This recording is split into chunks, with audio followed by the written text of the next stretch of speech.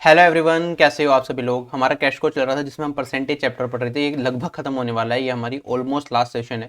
ठीक है, इसके बाद प्रैक्टिस सेशंस आएंगे। सीजीएल 2090 टीयर 2 के मेंस के क्वेश्चन सोल्व करके देखेंगे परसेंटेज चैप्टर के, और भी सेशंस आएंगे, लेकिन परसेंटेज चैप्टर मैक्सिमम हमारा यहाँ पे एंड हो जाएगा। यहाँ पे हम सेट थ्योरी और वेन डायग्राम से रिलेटेड क्वेश्चन करेंगे। इस क्लास के बाद एक क्लास और रख लेंगे जिसमें मिसलेनियस क्वेश्चन डिस्कस कर लेंगे, जो आगे पीछे के क्वेश्चन बन सकते हैं वो डिस्कस कर लेंगे। ठीक, और परसेंटेज ओवर होगा। और ये क्रैश कोर्स नाम दिया है यहाँ पे, लेकिन मैंने पूरा जो आपको अनअकैडमी में पढ़ाया वही सारी की सारी चीजें मैंने यहाँ पे यूट्यूब पे भी पढ़ाई हैं। ठीक है, इसमें एक भी क्वेश्चन मैंने छोड़ा नहीं है। ठीक है, और जब हम परसेंटेज चैप्टर यहाँ पे पढ़े हैं तो परसेंटेज के साथ साथ मैंने काफी सारी चीजें आपको रेशियो चैप्टर की भी पढ़ा दी है। तो ये हमारा फाउंडेशन होता है परसेंटेज चैप्टर। अगर ये आपका अच्छे से कवर हो ही गया तो उसके बाद जो रेशियो प्रपोर्शन हो गया, profit and loss, mixture allocation, वो इतने लंबे नहीं खींचेंगे। ठीक है, उनका जो क्रैश कोर्स आएगा 2-2 3-3 घंटे में एक चैप्टर का क्रैश कोर्स कंप्लीट करा दूंगा। सीएचएसएल से पहले आपकी काफी तैयारी हो जाएगी। लेकिन परसेंटेज को डिटेल में पढ़ाने का मतलब ही ये था कि कम से कम आप समझो कि डिटेल में किस चैप्टर को किस तरह से कवर किया जाता है, जिससे कि कोई भी एग्जाम में क्वेश्चन बनता है इस चैप्टर से तो आपका छूटे ना। इसलिए मैंने सोचा कि फाउंडेशन चैप्टर से बहुत डिटेल में लेके जाते हैं, जो जो चीजें पता होनी चाहिए आप लोगों को सारी चीजें कवर करते हैं। ठीक, आज की क्लास में हम सेट थ्योरी या फिर अगर हम बात करें वेन डायग्राम के क्वेश्चन जो परसेंटेज चैप्टर से बनते हैं वो डिस्कस करेंगे।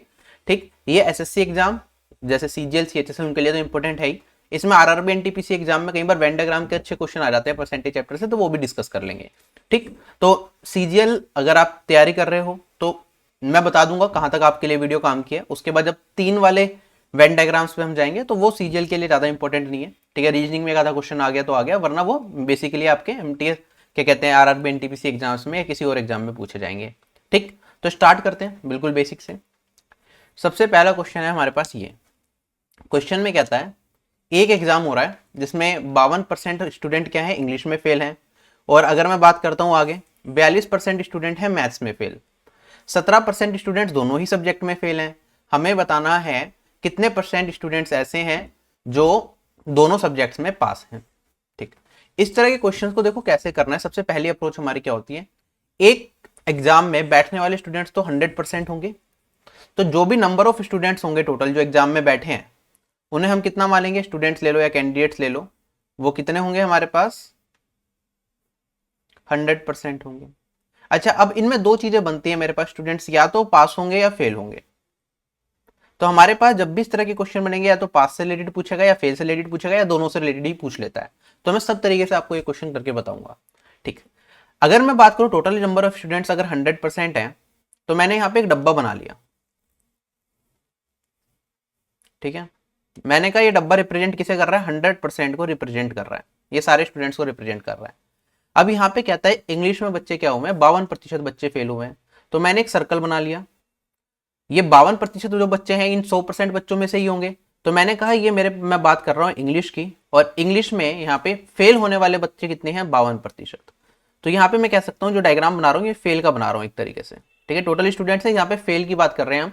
इंग्लिश में फेल होने वाले कितने हैं, 52% लोग हैं। अगर मैथ्स की बात करें, मैथ्स में फेल होने वाले 42% लोग हैं। तो मैथ्स के ऐसे ही होंगे, कुछ ऐसा ही डायग्राम बनेगा मेरे पास। यहाँ पे मैथ्स के स्टूडेंट्स हैं और मैथ्स में फेल होने वाले कितने स्टूडेंट्स हैं मेरे पास, 42%। अच्छा, कुछ स्टूडेंट्स ऐसे भी होंगे जो मैथ्स में भी फेल होंगे और इंग्लिश में भी फेल होंगे। ठीक है, क्वेश्चन में दे रखा है मैथ्स और इंग्लिश दोनों सब्जेक्ट में फेल होने वाले स्टूडेंट्स कितने हैं, 17%। तो ये बीच में आ रहा है मेरा 17%। हमें क्या बताना है, हमें बताना है उन सब स्टूडेंट्स की परसेंटेज जो दोनों ही सब्जेक्ट में पास हैं। ठीक, अच्छा ध्यान देना इस चीज पे। अब इंग्लिश में फेल होने वाले कितने हैं, 52%। ठीक है, और अगर मैं बात करूं मैथ्स और इंग्लिश दोनों में मिला के फेल होने वाले कितने हैं, 17% हैं। क्या मैं बता सकता हूं खाली इंग्लिश में फेल होने वाले स्टूडेंट्स कितने रहे होंगे, आप कहोगे सर 52 में से 17 को घटा दोगे तो खाली इंग्लिश में फेल होने वाले स्टूडेंट्स होंगे मेरे पास 35%। ठीक, उसके बाद मैथ्स में फेल होने वाले 42% है, जिसमें 17% किसमें है, आपके मैथ्स में भी फेल हैं और इंग्लिश में भी फेल हैं। तो खाली मैथ्स में फेल होने वाले स्टूडेंट्स कितने होंगे, 42 में से 17 को घटा दूंगा, क्या ये मेरे पास 25% आ जाएगा।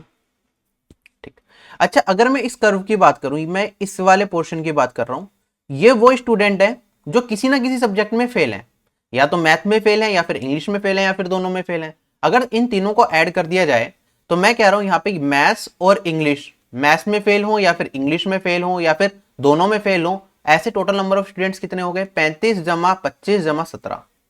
इन सबको ऐड कर दोगे तो वैल्यू क्या मेरे पास, 35 जमा 17 जमा 25। बिल्कुल बेसिक से बता रहा हूं, जल्दी तो हम करेंगे, अभी फॉर्मूला भी देखेंगे इसका। ये हो जाएगा 60 और 17 77। 77% लोग ऐसे हैं जो किसी ना किसी एक सब्जेक्ट में जरूर फेल हैं, या तो मैथ में या इंग्लिश में या फिर दोनों में। हमसे पूछा है कितने परसेंट लोग ऐसे हैं जो दोनों सब्जेक्ट में पास हैं। तो आप कहोगे सर टोटल स्टूडेंट्स कितने थे, 100%। 100 में से 77 को घटा दूंगा तो वैल्यू कितनी आ जाएगी मेरे पास, 23%। तो 23% लोग ऐसे होंगे जो कि दोनों सब्जेक्ट में पास होंगे। अच्छा, ये वाला रीजन बताएगा कौन, 23% वाला रीजन कौन सा है इसके अंदर? आप कहोगे सर जो ये वाला एक्स्ट्रा रीजन बचा हुआ है ना, जो इस स्क्वायर के अंदर तो है लेकिन इन सर्कल के अंदर नहीं है, ये वाला रीजन, ये होगा मेरे पास 23% का। ये वो लोग हैं जो मैथ्स में भी पास हैं और इंग्लिश में भी पास हैं, क्योंकि ये फेल में नहीं आ रहे, ना मैथ्स में फेल हो रहे ना इंग्लिश में फेल हो रहे। क्या क्वेश्चन क्लियर हो गया? बिल्कुल बेसिक से। ठीक, इसी को जल्दी से मैं दोबारा बताता हूं। आप देखोगे अब एग्जाम में, देखो डायरेक्टली कैसे करना है। एक एग्जाम है, ठीक है, टोटल 52% लोग हैं जो मैथ्स में फेल हुए, सॉरी जो इंग्लिश में फेल हुए। इंग्लिश में 52% लोग फेल हो गए, मैथ्स में 42% लोग फेल हो गए, 17% दोनों में फेल हैं। ठीक, तो आप कहोगे सर मैथ्स में फेल होने वाला, जो इंग्लिश में फेल होने वाला रीजन है वो ये है 52%। अगर मैं मैथ्स में फेल होने वाले की बात करूंगा ये 42% है। ठीक है, अच्छा अगर मैं बात करूंगा, ये कुछ लोग ऐसे हैं जो मैथ्स में भी फेल हैं और जो इंग्लिश में भी फेल हैं। अगर मुझे ये वाला रीजन बताना है, आप ये वाला कर्व देखो, मुझे सिर्फ ये वाले पोर्शन की बात करनी है, तो क्या मैं ये वाला पोर्शन बता सकता हूं कितना होगा? आप कहोगे सर इसमें मैथ्स वाले फेल आ रहे हैं, इंग्लिश वाले फेल आ रहे हैं और इसमें वो वाले भी आ रहे हैं जो दोनों सब्जेक्ट में फेल हैं, लेकिन खाली अगर मैथ्स वाले को काउंट करता हूं तो ये 2 बार काउंट हो रहा है, अगर खाली इंग्लिश वाला देखता हूं तो ये मेरा ये 2 बार काउंट हो रहा है। ठीक है, तो ये वाला पोर्शन 2 बार काउंट हो रहा है, तो इसे एक बार हटाना पड़ेगा। ये वो लोग हैं जो मैथ्स और इंग्लिश दोनों में फेल हैं, ये है 17%। तो मैं उन कैंडिडेट्स की बात करूं जो किसी ना किसी एक सब्जेक्ट में फेल हैं, तो वो कितने हो जाएंगे? आप डायरेक्टली कह सकते हो सर वो हो जाएंगे 52% प्लस 42% माइनस में 17%। इस तरीके से भी कह सकते हैं। ये वो लोग हैं जो किसी ना किसी एक सब्जेक्ट में फेल जरूर हैं। ठीक है, अगर मैं टोटल स्टूडेंट्स की बात करूं, टोटल स्टूडेंट्स तो हमेशा 100% होंगे, तो मुझे बताना है वो स्टूडेंट्स बता दो जो दोनों सब्जेक्ट में पास हैं। तो पास्ड इन बोथ, वो कितने हो जाएंगे मेरे पास? 100 में से क्या कर दूंगा मैं, उन स्टूडेंट्स को कटा दूंगा जो किसी ना किसी एक सब्जेक्ट में फेल हैं। इससे भी मेरा आंसर सोल्व होने के बाद कितना आ जाएगा? 23%। क्या ये पॉइंट भी क्लियर हो गया? अच्छा, अब और क्या कर सकते हैं? देखो एग्जाम में आपको डायरेक्टली जो मैं फॉर्मूला बता रहा हूं वो यूज कर लेना।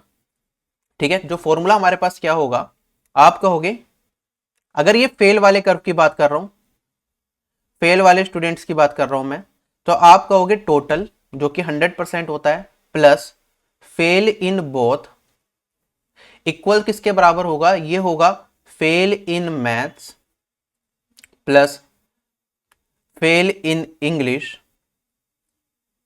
प्लस मेरे पास पास्ट इन बोथ। क्या ये पॉइंट क्लियर हो गया? टोटल स्टूडेंट्स है 100, ठीक है, उसमें मैंने ये वाला पोर्शन ऐड कर दिया। अगर मैं इस पोर्शन को ऐड कर देता हूं तो मेरे पास बचेगा क्या? ये वाला पोर्शन, ये वाला पोर्शन, ये वाला पोर्शन और ये वाला पोर्शन। ठीक है, इन सब का सम किसके बराबर होगा? टोटल और इस वाले पोर्शन के बराबर होगा। ठीक है, एक बार स्क्रीनशॉट ले लो इसका, मैं दोबारा एक बार इसे एक लैंग्वेज में समझा देता हूं। यहां देखो, मैंने कहा जो ये वाला पोर्शन है सिर्फ अंदर वाला पोर्शन इस कर्व का, इसे मैं मान लेता हूं ए, इस वाले पोर्शन को मैं मान लेता हूं अंदर वाला ये बी, ये वाला सी है मेरे पास और ये वाला मेरे पास डी है। ठीक है, और ये पूरा का पूरा क्या है? 100%। ठीक है, ए प्लस सी क्या है मेरे पास? ये है मेरे पास फेल्ड इन इंग्लिश। मेरे पास बी प्लस सी क्या है? ये है मेरे पास फेल्ड इन मैथ्स। अगर मैं बात करूं सी क्या है मेरे पास? ये है फेल्ड इन बोथ। डी क्या है मेरे पास? Passed in both subjects. और यहां पे ये क्या है? टोटल। तो मैं क्या कह रहा हूं? टोटल मतलब 100% प्लस यहां पे ऐड कर रहा हूं मैं फेल इन बोथ, तो ये है मेरे पास सी। ये किसके बराबर होगा? ये बराबर होगा मेरे पास failed in English A plus C plus मेरे पास यहां पे क्या हो जाएगा? आगे ऐड करूंगा fail in math B plus C plus passed in both that is D. अगर इन दोनों को आप सोल्व करते हो तो 100 किसके बराबर आ रहा है मेरे पास? A plus B plus C plus D, क्योंकि एक सी यहां पे एक सी से कट गया। ठीक है, तो मैंने यही सिचुएशन लास्ट में बोली, पिछले एग्जाम्पल में मैंने आपको यही बताने की कोशिश करी। तो यही इस क्वेश्चन को करने का एक डायरेक्ट मेथड भी होता है। ठीक, तो इस तरह के क्वेश्चन ऐसे कर सकते हो आप। आगे बढ़ता हूं मैं, ठीक है, वरना डायग्राम बना के तो थोड़ी देर का काम है, डायग्राम बना के कर लो, कोई दिक्कत नहीं है। अब हमारे पास दो चीजें होती हैं, जैसे मैंने बताया कि पास होगा या बच्चा फेल होगा, दोनों चीजें पूछी जा सकती हैं, ठीक है। इसी तरह कोई चीज होती है कि एक कुछ लोग चाय पसंद करते हैं, कुछ लोग कॉफी पसंद करते हैं, कुछ लोग दोनों पसंद करेंगे, कुछ लोग कुछ भी पसंद नहीं करेंगे, इस तरह के क्वेश्चंस बन सकते हैं। तो इसी क्वेश्चन में जैसे हमारे पास ये फेल का क्वेश्चन दे रखा था, इसी क्वेश्चन को हम पास में भी कन्वर्ट कर सकते हैं, कितने प्रतिशत लोग पास हुए, ठीक है। टोटल क्वांटिटी को हमेशा 100% मान रहा है, एग्जाम्पल से समझ आ जाएगा।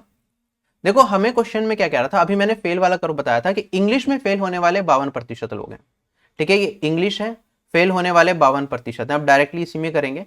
अच्छा, अगर इंग्लिश में फेल होने वाले 52% है, तो आप बता सकते हो इंग्लिश में पास होने वाले कितने सब्जेक्ट लोग रहेंगे, क्या वो 48% होंगे, ठीक है। जो फेल नहीं हुआ वो क्या हो गया, पास हो गया, ठीक। अच्छा, आगे क्वेश्चन में कहता है मेरे पास 42% मैथ्स में फेल हुए, मैथ्स में फेल होने वाले 42% लोग हैं, तो मैथ्स में पास होने वाले कितने प्रतिशत लोग रहे होंगे, क्या 58% लोग होंगे जो मैथ्स में पास हो गए होंगे, ठीक है, लोगों की मैथ्स ज्यादा स्ट्रॉन्ग है इंग्लिश से। क्वेश्चन में कहता है 17% लोग दोनों सब्जेक्ट्स में फेल हो गए, तो यहां पे दोनों सब्जेक्ट्स में फेल होने वाले 17% लोग हैं, ठीक। हमें बताना है percentage of students who passed in both the subjects, दोनों सब्जेक्ट में पास होने वाले स्टूडेंट्स कितने रहे होंगे। अब मैं इसे दूसरे तरीके से करने की कोशिश करूंगा। यहाँ पे देखो हमने कहा इंग्लिश में पास होने वाले स्टूडेंट्स इतने हैं, मैथ्स में पास होने वाले इतने स्टूडेंट्स हैं। अच्छा, जो दोनों सब्जेक्ट में फेल हो गए वो 17% है। आप देखोगे यहाँ पे ये पास होने वाले स्टूडेंट के दो सर्कल दिखा रखे हैं, जो ये एक्स्ट्रा रीजन होगा ये उन लोगों का होगा जो दोनों सब्जेक्ट में फेल है। ये कितना दे रखा है मुझे, 17%, हाँ या ना, ठीक। अच्छा, अगर मैं ये वो रीजन होगा जो दोनों सब्जेक्ट में स्टूडेंट्स क्या रहे होंगे, पास हो गए होंगे, इसे मैं मान लेता हूं पी। तो वैल्यू मेरे पास क्या बनेगी, वो कैंडिडेट्स कितने होंगे जो दोनों सब्जेक्ट में पास हो गए होंगे। टोटल स्टूडेंट्स तो मेरे पास 100% है, तो मैंने बताया आप क्या करोगे डायरेक्टली 100 प्लस पी किसके बराबर हो जाएगा मेरा, ये बराबर हो जाएगा 48 जो स्टूडेंट्स हैं जो इंग्लिश में पास हुए हैं, प्लस मेरे पास 58% है जो कि मैथ्स में पास हुए हैं, प्लस मेरे पास वो सब स्टूडेंट जो दोनों सब्जेक्ट में फेल हो गए, डेट इज 17%। इसे सोल्व कर लोगे तब भी आपका नंबर आ जाएगा कितने स्टूडेंट्स हैं जो दोनों सब्जेक्ट्स में पास हो गए। वैल्यू कितनी आ रही है निकाल के देख लो चाहे आप, ठीक है। 48 है मेरे पास, 58 है, ये वैल्यू बन जाएगी मेरे पास 190, 106 और 106 में 17 करूंगा तो 127, 127 माइनस 100, वैल्यू आ जाएगी मेरे पास यहाँ पे 123 माइनस 100, ये आ जाएगा 23%। क्लियर है। तो हमारे पास फेल में दे या पास में दे, आप दोनों ही जो डायग्राम्स हैं वो प्लॉट कर सकते हो और अपने क्वेश्चन का आंसर निकाल सकते हो, ठीक। चलो आगे।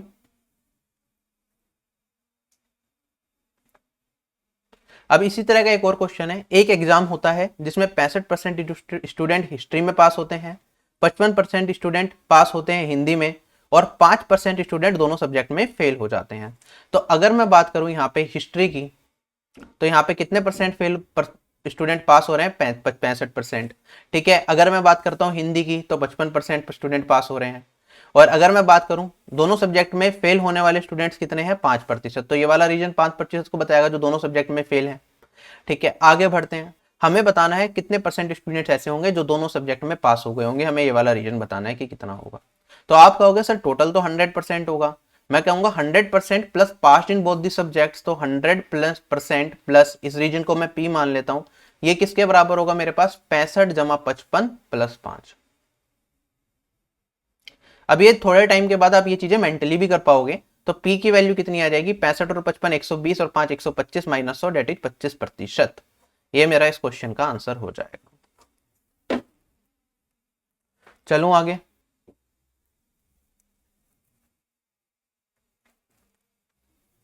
अब देखो इस क्वेश्चन में क्या कहता है, एक ऑफिस है जिसमें हर एक पर्सन या तो चाय को पसंद करता है या कॉफी को पसंद करता है।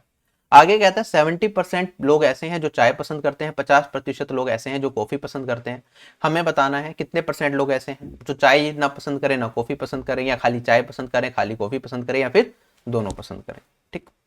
अच्छा, अगर मैं बात करता हूँ एक ऑफिस है, ठीक है, मैं मान लेता हूँ ये वो लोग हैं जो चाय को पसंद करते हैं, चाय को पसंद करने वाले कितने लोग हैं, 70%। अगर मैं बात करूं ये वाले मैं लोग मान लेता हूं जो कॉफी को पसंद करते हैं, कॉफी को पसंद करने वाले कितने लोग हैं मेरे पास, 50%। अच्छा बीच में ये वो लोग होंगे जो चाय को भी पसंद करेंगे, कॉफी को भी पसंद करेंगे। अच्छा जब दे ही रखा है कि सभी लोग या तो चाय को पसंद करेंगे या कॉफी को पसंद करेंगे, तो कितने लोग होंगे जो कुछ भी पसंद नहीं करेंगे?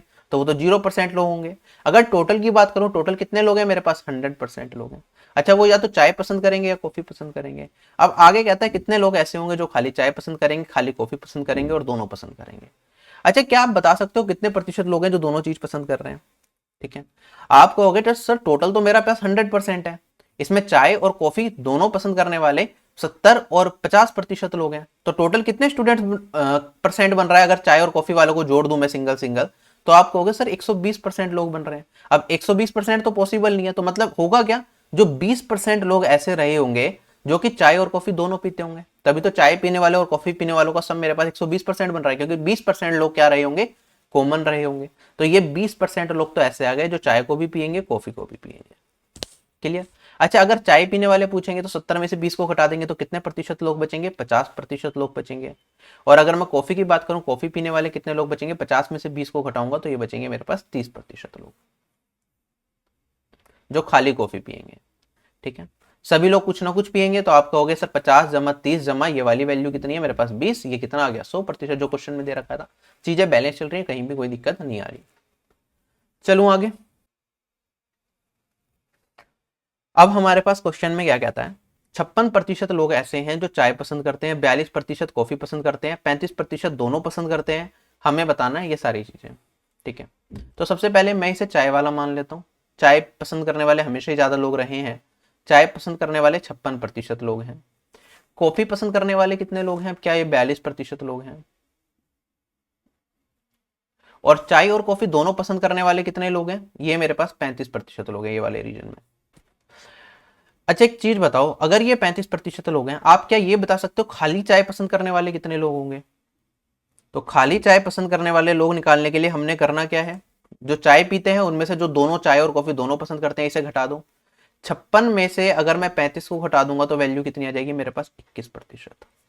ऐसे ही अगर मैं 42 में से 35 को घटा दूंगा तो मेरे पास वैल्यू कितनी आ जाएगी? आ जाएगी 7%। तो खाली कॉफी पसंद करने वाले 7% हैं, खाली चाय पसंद करने वाले 21% हैं। तो दो क्वेश्चन का आंसर मिल गया मुझे। खाली चाय 21% है, खाली कॉफी वाले 7% लोग हैं। अब ऐसे कितने लोग होंगे जो कुछ भी पसंद नहीं करते? तो टोटल तो लोग मेरे पास 100% ही होंगे। उसमें से कुछ चाय पी रहे हैं, कुछ कॉफी पी रहे हैं, कुछ दोनों पी रहे हैं और कुछ कुछ भी नहीं पी रहे हैं। तो क्या मैं ये वाला एरिया निकाल सकता हूं जिसमें कोई ना कोई पर्सन कोई ना कोई ड्रिंक तो जरूर पी रहा है? आप कहोगे सर 21% लोग चाय पी रहे हैं खाली। ठीक है, 35% चाय और कॉफी दोनों, और 7% लोग ऐसे हैं जो खाली कॉफी पी रहे हैं। इन तीनों को ऐड करूंगा, एटलीस्ट 1 ड्रिंक वाले लोग मिल जाएंगे मुझे जो कम से कम एक ड्रिंक तो पियेंगे। और ये कितना आ जाएगा? 21 जमा 35 जमा 7। कितनी वैल्यू आ गई मेरे पास? ये हो गया 46 और 7 क्या ये 63% लोग हैं जो कम से कम एक ड्रिंक पियेंगे। तो एटलीस्ट 1 ड्रिंक वाला हो गया मेरा 63%। अच्छा अब वो लोग बता लें जो कोई भी ड्रिंक नहीं पीते, तो आप कहोगे सर या तो ये कोई ना कोई ड्रिंक भी है, अगर कोई नहीं पी रहा तो 100 में से घटा देंगे 63 को, तो वैल्यू आ जाएगी 100 माइनस 63, ये हो जाएगा 37%। तो हमेशा ये याद रखना, मैं ये कह सकता हूं at least 1 drink plus no drink, मतलब या तो कोई ना कोई एक ड्रिंक पिए या कोई भी ड्रिंक ना पिए, वो हमेशा किसके बराबर होगा? क्या वो 100% के बराबर होगा? ध्यान से देखो, मैंने यही तो करा कि कम से कम एक ड्रिंक पीने वाले 63% लोग हैं, और ऐसे लोगों की बात की जाए जो कोई भी ड्रिंक नहीं पीते, वो कितने हो जाएंगे मेरे पास? वो कितने हो जाएंगे? ये वाला पोर्शन है वो। तो 63 में से मैं इस वाले पार्ट को ऐड करता, जो कोई भी ड्रिंक नहीं पीते, तो मेरे पास 100% ही तो बन रहा है। तभी तो 100 में से मैं 63 को घटाने के बाद 37 लेके आ रहा हूं, उन लोगों के बारे में बता रहा हूं जो एक भी ड्रिंक नहीं पीते। तो मैंने कहा at least 1 drink plus no drink, वो लोग जो कम से कम एक ड्रिंक पीते हो, वो लोग जो एक भी ड्रिंक नहीं पीते, उनका सम हमेशा क्या होगा? 100% रहेगा। ठीक, आगे बढ़ते हैं। क्वेश्चन में क्या कहता है आगे? Don't drink at least 1 drink. Last question हमसे पूछा है कि उन लोगों के बारे में बता दो जो कम से कम एक ड्रिंक ना पीते हो। ठीक, अब एक ड्रिंक ना पीते हो इसका मतलब क्या है, ये समझना बहुत जरूरी है। अब इसमें कौन कौन से लोग मुझे ऐड करने पड़ेंगे? इसमें मुझे उन लोगों की बात करनी है कम से कम एक ड्रिंक ना पीते हो। ठीक है, तो इसमें वो वाले लोग आ जाएंगे जो कोई भी ड्रिंक नहीं पीते, नो ड्रिंक। वो वाले लोग आ जाएंगे जो खाली चाय पीते हैं, ओनली टी। वो वाले लोग आ जाएंगे जो खाली कॉफी पीते हैं, ठीक है। क्योंकि अगर खाली चाय पी रहा है बंदा तो कॉफी नहीं पिएगा, खाली कॉफी पी रहा है तो चाय नहीं पिएगा, और अगर कोई भी ड्रिंक नहीं पी रहा तो वो कोई भी ड्रिंक पी ही नहीं रहा। तो हमसे यही पूछा, don't drink at least one drink, कम से कम एक ड्रिंक ना पीते हो। ये तीनों कैटेगरी के लोग वही हैं।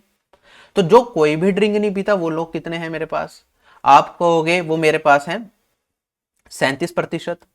खाली चाय पीने वाले लोग मेरे पास 21% हैं, और खाली कॉफी पीने वाले लोग शायद 7% हैं। इन दोनों को जोड़ दूंगा तो कितना आ गया मेरे पास, क्या ये 65% हो गया। तो 65% लोग हैं ऐसे जो सिर्फ, जो कम से कम एक ड्रिंक नहीं पीते। अच्छा, इसका मैं डायरेक्टली अगर दूसरे तरीके से कहना चाहूं, क्या मैं ऐसे भी कह सकता हूं, देखो ये सोचने वाली चीजें हैं सारी की सारी, ठीक है। अगर मैं उन लोगों को हटा दूं जो दोनों की दोनों ड्रिंक पीते हैं, तो मेरे पास वही लोग निकल जाएंगे ना जो कम से कम एक ड्रिंक नहीं पीते, ठीक है, क्योंकि सारी ड्रिंक तो पीने के नहीं, दो ही लोग हैं यहाँ पे। तो अगर मैं 100 में से डायरेक्टली घटा देता हूं उन लोगों को जो दोनों के दोनों ड्रिंक पीते हैं, क्योंकि जो दोनों नहीं पिएगा वो एक पिएगा या नहीं पिएगा, तो वो सारे इसी कैटेगरी में आ जाते हैं। तो 100 में से मैं किसे घटा देता, 35 को, और मेरा आंसर कितना आ जाता, 65%। मल्टीपल वेजें करने के लिए आप इस तरीके से भी सोच सकते हो, ठीक। चलूं आगे नेक्स्ट क्वेश्चन पे। चलो देखो क्वेश्चन में क्या कहता है मेरे पास, एक एग्जाम है, ठीक है, जिसमें दो सब्जेक्ट है, मैथ्स और इंग्लिश। क्वेश्चन में कहता है 39% लोग ऐसे हैं जो कम से कम एक सब्जेक्ट में फेल हुए हैं, ठीक है। तो मैंने कहा ये मैथ्स है, ये मेरे पास इंग्लिश है, इनका फेलियर कर्व दिखा रहा हूं। तो कम से कम एक सब्जेक्ट में फेल होने वाले लोग कौन से होंगे, या तो मैथ में फेल हो, या इंग्लिश में फेल हो, या फिर दोनों में ही फेल हो। तो क्या ये वाला रीजन मुझे बता रहा है, अगर मैं फेल का कर्व बना रहा हूं तो मैथ या इंग्लिश दोनों में से किसी एक सब्जेक्ट में फेल होने वाले लोग इतने होंगे मेरे पास। ये कितना हो गया मेरे पास, 39.5%। आगे क्वेश्चन में क्या था, 15% लोग हैं जो इंग्लिश में फेल हैं। तो इंग्लिश में फेल होने वाले ये वाला कर्व मान लो, ये 15% बता रहा है, ठीक है। हमें बताना है percentage of students who passed in both the subjects, कितने परसेंट लोग हैं जो दोनों सब्जेक्ट में पास हुए हैं। तो अच्छा एक चीज बताओ, टोटल नंबर ऑफ स्टूडेंट्स तो मेरे पास 100% होंगे, ठीक है। या तो स्टूडेंट किसी ना किसी एक सब्जेक्ट में फेल हो, या फिर दोनों सब्जेक्ट में पास हो, यही सीन हो सकता है। तो क्या मैं कह सकता हूं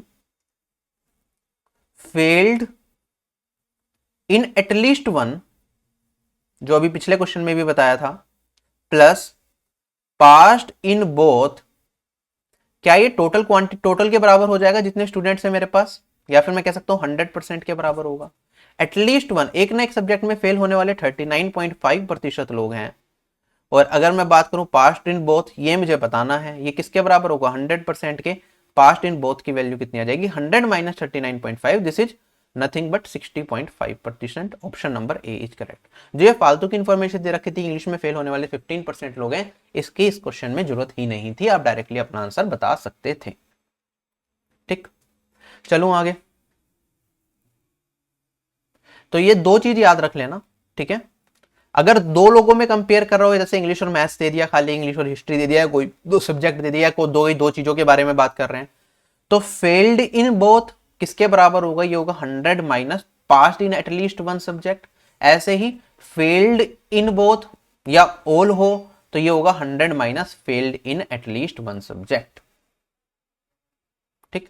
क्योंकि अगर हम थोड़ा ग्राफ बड़ा भी करते हैं, आप देखो मेरे पास 3 सब्जेक्ट भी होते हैं, मैंने 3 सब्जेक्ट बना लिए, ये कुछ इस तरह से होंगे, ग्राफ ऐसे ही बनेगा 3 सब्जेक्ट होते अगर तो हम क्या कहते हैं, कौन सी बाउंड्री ऐसी बताती है, अगर ये फेलियर का कर्व है, फेल स्टूडेंट्स का कर्व है, कौन सी बाउंड्री ऐसी होती है जो बताता है एस्पिरेंट कम से कम एक सब्जेक्ट में तो फेल है। आप कहते हैं अगर ये फेल एस्पिरेंट्स की बात की जा रही है तो जो कम से कम एक सब्जेक्ट में फेल होगा वो ये बाउंड्री बताएगा। ये बाउंड्री होगी मेरे पास टोटल स्टूडेंट्स की, और जो अगर ये फेल स्टूडेंट्स है अंदर सर्कल के अंदर, तो ये वो रीजन होगा जो पास्ड इन ऑल सब्जेक्ट्स होगा। तो हम वही कह रहे हैं फेल्ड इन बोथ या फेल्ड इन ऑल किसके बराबर होगा, 100 minus passed in at least one subject, या फिर passed in both passed in all किसके बराबर होगा, 100 minus failed in at least one subject, ठीक है। दोनों चीजें ट्रू हैं। चलूं आगे। आगे बढ़ने से पहले छोटी सी अनाउंसमेंट है, आप मुझे अनअकैडमी पे फॉलो कर सकते हो, डिस्क्रिप्शन बॉक्स में मेरी प्रोफाइल का लिंक मिलेगा जहां पे बहुत सारी क्लासेस मैं आपकी ले रहा हूँ रेगुलर बेसिस पे, ठीक है। फ्री क्लासेस होती हैं जिससे आप अपनी तैयारी कर सकते हो। उसमें भी सिक्वेंशियली हमने क्रैश कोर्स स्टार्ट कर रखा है एडवांस मैथ्स का, जिसमें ज्योमेट्री के 8 से 10 क्लासेस आ चुकी हैं, ठीक है। ओवरऑल और भी आगे क्लास आती रहेंगी। कंप्लीट ज्योमेट्री वहां पे पढ़ रहे हैं, जैसे यहाँ पे परसेंटेज करा है वहां पे कंप्लीट ज्योमेट्री डिटेल में कर रहे हैं हम, वो आप वहां से कवर कर सकते हो। बाकी प्रैक्टिस सेशंस आते रहते हैं, वो सारे देख सकते हो। बहुत सारे टॉपिक्स मैं पूरे पूरे पढ़ा चुका हूँ आपको। ज्योमेट्री का ऑनगोइंग चल रहा है आपका, previous year practice questions ongoing है, सीएचएसएल के प्रैक्टिस क्वेश्चंस हम करते रहते हैं। तो इस क्लासेस के लिंक आपको टेलीग्राम चैनल पे मिलेंगे, डिस्क्रिप्शन बॉक्स में आप इन क्लासेस को देख सकते हो। बाकी अनअकैडमी प्लस पे भी मेरा पूरा कोर्स डिटेल्ड फॉर्म में अवेलेबल है, ठीक है। अगर आपके पास टाइम कम है और पूरा कोर्स एक बार की में एक्सेस करना चाहते हो तो अनअकैडमी प्लस ज्वाइन कर सकते हो। RB10 कोड लगा दोगे तो अनअकैडमी के सभी प्लान्स पे आपको मैक्सिमम डिस्काउंट मिल जाएगा, ठीक है। बाकी जो अभी लाइव क्लासेस चल रही हैं उसमें तो क्या है, CISI पढ़ रहे हैं, जो प्लस के मेंबर्स हैं वो एनरोल कर सकते हैं उन सेशंस में। 3 मार्च से स्टार्ट हुआ है, बाकी 15 मार्च से डिटेल में एडवांस मैथ्स में हमारा नंबर system, surds and indices, LCM HCF start हो जाएगा, ठीक। जैसे कि मैंने बताया, किसी भी कॉम्पिटिटिव एग्जाम की तैयारी करना चाहते हो आप और ऑनलाइन तैयारी करना चाहते हो तो अनअकैडमी से कर सकते हो। अनअकैडमी पे इंडिया के टॉप एजुकेटर्स आपको मिल जाएंगे हर कैटेगरी के अंदर।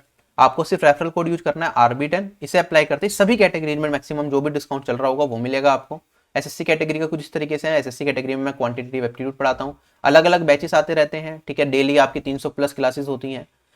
अलग 70 से ज्यादा एजुकेटर आपको SSC कैटेगरी में ही मिल जाएंगे, जिसमें हर एक सब्जेक्ट के अलग अलग टीचर्स आप चूज कर सकते हो। कई बार किसी एक पर्टिकुलर टीचर से कोई चीज समझ नहीं आई तो दूसरे टीचर से पढ़ सकते हो। सारे टीचर्स की सारी PDFs आप डाउनलोड कर सकते हो, उनसे तैयार कर सकते हो। नए नए बैचेस आ रहे हैं, स्ट्रॉन्ग सिलेक्शन बैचेस, ये सारे बैचेस हैं, इनमें से किसी में आप ज्वाइन करना चाहो कर सकते हो, ठीक है। वरना मैं तो यही रिकमेंड करता हूँ हमेशा, जो एजुकेटर है आप एजुकेटर को पकड़ो अपने हिसाब से, हर सब्जेक्ट का एक एजुकेटर लो और उनका पूरा कोर्सेज से अपनी तैयारी कर लो, ठीक है। और अगर हम बात करें अनअकैडमी कॉम्बैट, ठीक है, ये फ्री मॉक टेस्ट की तरह ही होता है एक तरीके से, जिसमें अगर आप अच्छा स्कोर करते हो तो आपको स्कॉलरशिप मिलती है। आपको जो अनअकैडमी के प्लान है उनमें डिस्काउंट भी मिल जाता है। तो हर हफ्ते होता है संडे को, अब 7 मार्च को होगा 12 बजे। RB10 कोड यूज कर लेना, इसमें एनरोल करने के लिए डिस्क्रिप्शन बॉक्स में लिंक दे दूंगा एनरोल का, डायरेक्टली वहां पे एनरोल कर लेना। पहली बार अनअकैडमी ऐप इंस्टॉल करोगे तो भी आपको RB10 कोड डालना पड़ेगा फ्री क्लासेस को एक्सेस करने के लिए, ठीक। अब मेरे पास ये नेक्स्ट क्वेश्चन है, ठीक है। वीडियो को पॉज करके ये आपको खुद ट्राई करना है, ठीक है। मैं तो कराऊंगा ही, ठीक है। इंग्लिश और हिंदी दोनों लैंग्वेज में यहाँ पे लिखा है। जब मैं सोल्व कराऊंगा तो आपको सिर्फ इंग्लिश लैंग्वेज का क्वेश्चन दिखेगा, क्योंकि इस साइड में सोल्व कर रहा हूँ। बाकी ये क्वेश्चन आपको खुद ट्राई करना है, ठीक है। अगर ये क्वेश्चन कर पाए तो मतलब चीजें आपको समझ आ गई हैं। SSC एग्जाम में, CGL CHSL में जो भी क्वेश्चन इस पर्टिकुलर कॉन्सेप्ट पे बनेगा आप कर पाओगे, कोई दिक्कत नहीं आएगी। लेकिन थोड़ा ध्यान से देखिए, मैंने पास और फेल दोनों बताया ना आपको, वही चीज यूज करनी है, ठीक। करो एक बार ट्राई।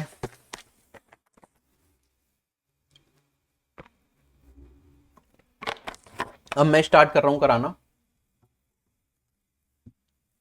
देखो क्वेश्चन में क्या कहता है, मेरे पास एक एग्जाम है जिसमें 20% स्टूडेंट ऐसे हैं जो मैथ्स में फेल हो गए, ठीक। यहाँ पे मैंने फेल का एक डायग्राम बना रखा है आप लोगों के लिए, ठीक है। ये मैं मान लेता हूँ ये मैथ्स वाले स्टूडेंट्स हैं जो मैथ्स में फेल हुए। टोटल वो कितने हैं, 20% है मैथ्स में फेल, ठीक। आगे क्वेश्चन में कहता है 15% स्टूडेंट्स ऐसे हैं जो फेल हो गए हिंदी में। तो फेल हो गए हिंदी में वो कितने हैं मेरे पास, 15% लोग हैं। आगे क्वेश्चन में कहता है 5% स्टूडेंट दोनों सब्जेक्ट्स में फेल हैं। तो दोनों सब्जेक्ट्स में फेल होने वाले कितने लोग हो गए, 5% लोग हो गए, ठीक है। टोटल नंबर ऑफ स्टूडेंट्स हमें दे रखे हैं जो दोनों सब्जेक्ट में पास हैं वो 3500 हैं। हमें ये सारे क्वेश्चंस का जवाब देना है कि इनका आंसर क्या क्या होगा। चलो, अच्छा पहले तो एक काम करना, हमेशा जब भी आपको इस तरह का क्वेश्चन मिले तो पूरा को पूरा थोड़ा जितना सोल्व कर सको कर लेना, ठीक है। मैथ्स में टोटल फेल होने वाले 20% लोग हैं और 5% लोग मैथ्स और इंग्लिश हिंदी दोनों में फेल हैं। तो आप कह सकते हो खाली मैथ्स में फेल होने वाले कितने लोग, 20 में से 5 को घटाऊंगा तो मेरे पास ये वैल्यू आ जाएगी 15, ठीक है। बॉक्स में मैं वही चीज लिखूंगा जो एक बाउंड्री के अंदर रहेगी, बस बाकी सारा बॉक्स के इसके बाहर ही लिखूंगा मैं सर्कल के। तो मैंने कहा 15% लोग हैं जो खाली मैथ्स में फेल हैं। अगर मैं बात करूं हिंदी में फेल होने वाले कितने प्रतिशत लोग होंगे, 15 में से 5 घटा दूंगा तो ये 10 हो गया।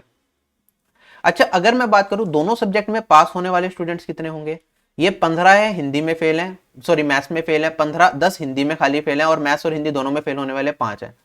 तो अगर फेल इन बोथ सब्जेक्ट्स की बात करूंगा, pass in all the subject sorry, तो ये क्या हो जाएगा, टोटल स्टूडेंट्स तो मेरे पास हमेशा 100% रहेंगे।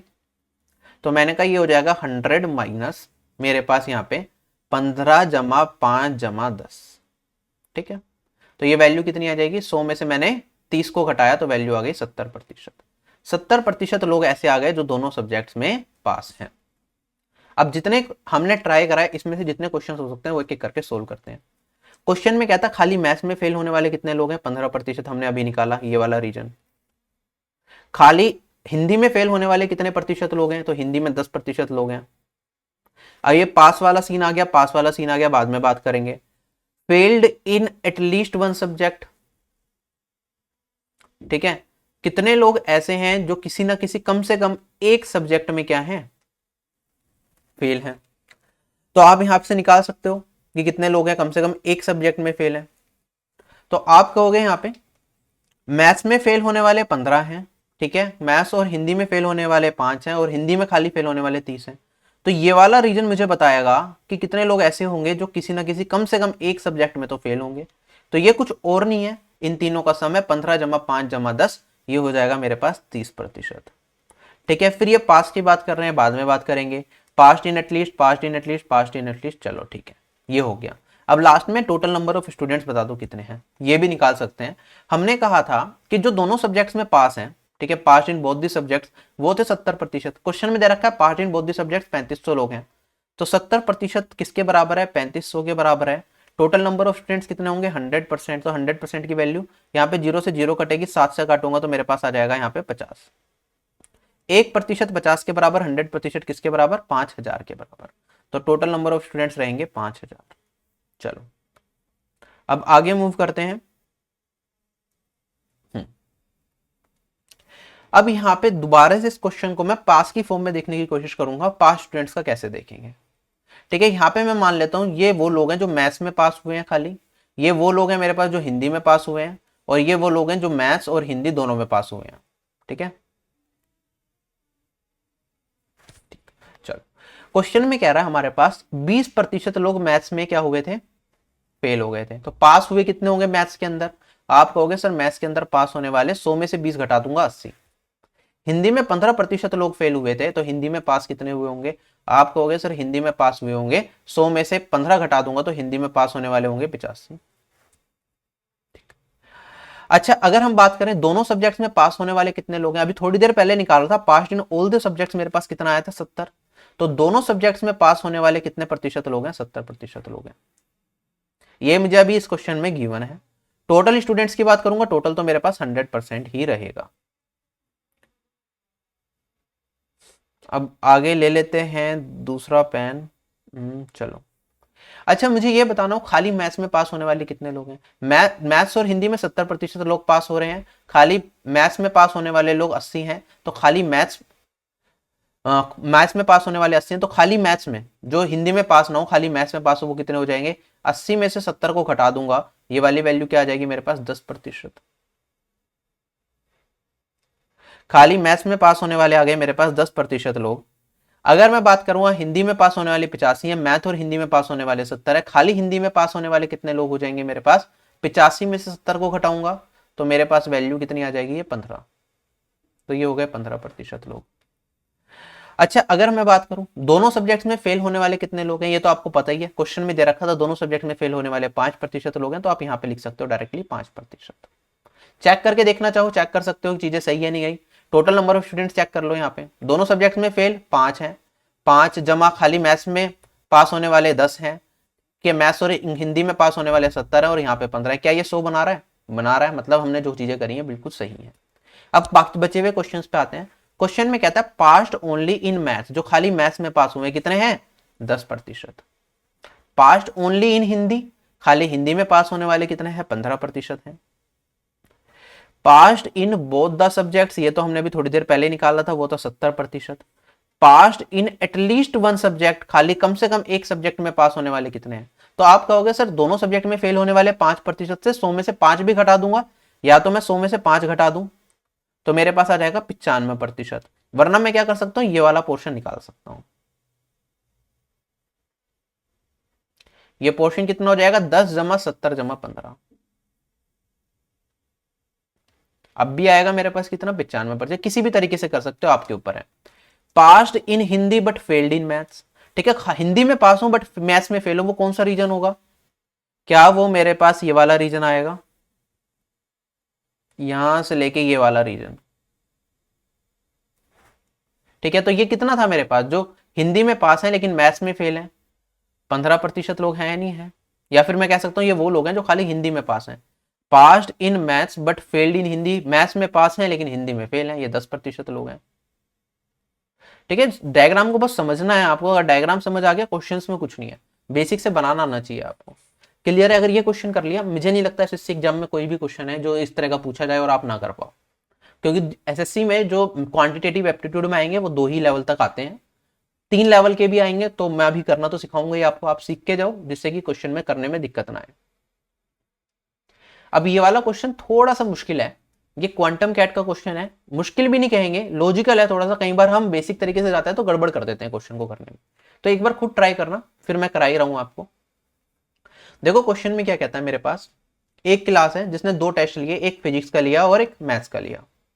1/3 स्टूडेंट क्या हो गए मेरे पास, फेल हो गए मैथ्स में, 1/2 स्टूडेंट फेल हो गए फिजिक्स के अंदर। क्वेश्चन में आके कहता है 60% जो पास हुए ना फिजिक्स के अंदर वो मैथ्स में भी पास हैं। 300 स्टूडेंट ने टोटल टेस्ट दिया था, हमें बताना है कितने स्टूडेंट हैं जो दोनों सब्जेक्ट में फेल हैं। क्लियर। अच्छा एक चीज बताओ, टोटल नंबर ऑफ स्टूडेंट्स कितने दे रखे हैं जो एग्जाम देंगे, क्या वो 300 दे रखा है। अब इसमें 300 लोगों में से, 300 में से लोगों ने फिजिक्स का भी पेपर दिया होगा, मैथ्स का भी पेपर दिया होगा। अब फिजिक्स के पेपर में भी कुछ लोग पास हुए होंगे, कुछ लोग फेल हुए होंगे, ऐसे ही मैथ्स के पेपर में भी कुछ लोग पास हुए होंगे, कुछ लोग फेल हुए होंगे, लेकिन टोटल स्टूडेंट्स मेरे पास 300 है। ये फिजिक्स का पेपर देने वाले भी 300 लोग होंगे और मैथ्स का पेपर देने वाले भी 300 लोग होंगे, ये चीज हमेशा याद रखनी है। ठीक है, आप पास का कर्व बनाना चाहो पास का बना लो, फेल का बनाना चाहो फेल का बना लो। ठीक है, आपके ऊपर है कैसे क्वेश्चन को सोल्व करना है। अब मैं क्वेश्चन पे आ रहा हूं। क्वेश्चन में कहता है 1/3 स्टूडेंट मैथ्स में फेल हो गए और 1/2 स्टूडेंट फेल हो गए फिजिक्स में। 60% लोग ऐसे हैं जो फिजिक्स में भी पास हैं और मैथ्स में भी पास हैं। अच्छा एक चीज बताओ मुझे, जो फिजिक्स में पास हैं और फिर 60% लोग ऐसे हैं जो फिजिक्स में पास हैं, साथ के साथ वो मैथ्स में भी पास हैं। जो फिजिक्स में पास हो गए उसके 60% लोग मैथ्स में भी पास हैं, ये है स्टेटमेंट का मतलब। ठीक है, अब मैं एक बार दोबारा मिटा रहा हूं इस चीज को, थोड़ा सा मुझे टाइम दो। 60% लोग ऐसे हैं जो लोग फिजिक्स में पास हो गए उसके 60% लोग मैथ्स में भी पास हैं, स्टेटमेंट का मतलब है ये। अच्छा एक चीज बताओ, अगर मैं पास की बात करूं, पास का करो बनाए अगर हम इसके अंदर, तो 1/3 स्टूडेंट फेल हो गए मैथ्स में, तो पास कितने होंगे, 2/3 भी होंगे। 2/3 कितने के, टोटल स्टूडेंट 300 हैं, तो मैथ्स में पास होने वाले स्टूडेंट्स कितने रहे होंगे। क्या मैं कह सकता हूँ ये 2/3 ऑफ 300, क्या ये मेरे पास 200 लोग रहे होंगे जो मैथ्स में पास हुए होंगे। अगर मैं बात करता हूँ यहाँ पे आगे जाके, दूसरा सब्जेक्ट है हमारे पास फिजिक्स, फिजिक्स में हमारे 1/3 स्टूडेंट्स फेल हो गए, तो पास कितने होंगे, 2/3 हुए होंगे। सॉरी ये मैथ्स है, फिजिक्स में 1/2 टू क्लास फेल हुई है तो 1/2 ही पास हुई होगी, तो 300 का 1/2 निकालूंगा, तो फिजिक्स में पास होने वाले कितने लोग हैं मेरे पास, 150 लोग, है ना। अच्छा एक चीज बताओ मुझे, क्वेश्चन में कहता है जितने लोग फिजिक्स में पास हैं उसके 60% मैथ्स में भी पास हैं, तो फिजिक्स में पास अगर 150 लोग हैं तो मैथ्स में पास होने वाले इसमें से कितने लोग होंगे, 150 का 60% मतलब ये 150 इंटू 2/5 कर 3/5 कर सकते हो, ये वैल्यू कितनी आ जाएगी मेरे पास, 30 या 90। तो 90 लोग ऐसे हैं जो फिजिक्स में पास थे और मैथ्स में भी पास हैं, तो क्या ये रीजन यही हो जाएगा, ये वो लोग हो गए जो पास हैं फिजिक्स में भी और मैथ्स में भी। ठीक। अच्छा हमसे क्या पूछा है, हमसे ये बता दो कि कितने स्टूडेंट्स ऐसे हैं जो दोनों सब्जेक्ट में फेल हो गए, तो दोनों सब्जेक्ट में, ये मैथ्स में पास है ये फिजिक्स में पास है, ये दोनों में पास है, क्या ये वाला रीजन वो बताएगा, उन स्टूडेंट्स के बारे में बताएगा जो दोनों ही सब्जेक्ट में क्या हो गए, फेल हो गए। अब इसके लिए क्या करेंगे, टोटल नंबर ऑफ स्टूडेंट्स कितने थे मेरे पास, 300, 300 में से ये सारा रीजन हटा दूंगा मैं। 200 स्टूडेंट तो टोटल ऐसे थे जो मैथ्स में पास थे, 200 में से अगर मैं 90 को घटा दूं तो यहाँ पे कितना बचेगा, 200 माइनस 90 जो खाली मैथ्स में पास है, ये वाला रीजन हो जाएगा मेरे पास।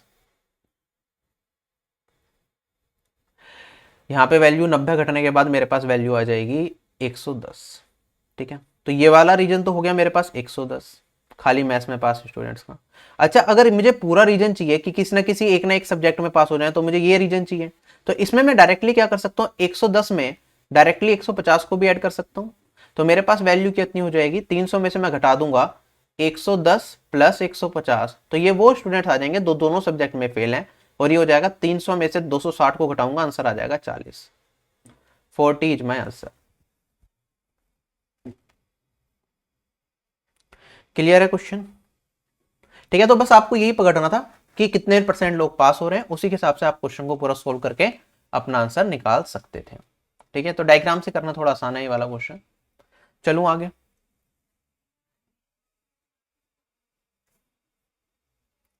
अब मेरे पास नेक्स्ट क्वेश्चन क्या है, ध्यान से समझना, बड़ा अच्छा क्वेश्चन है।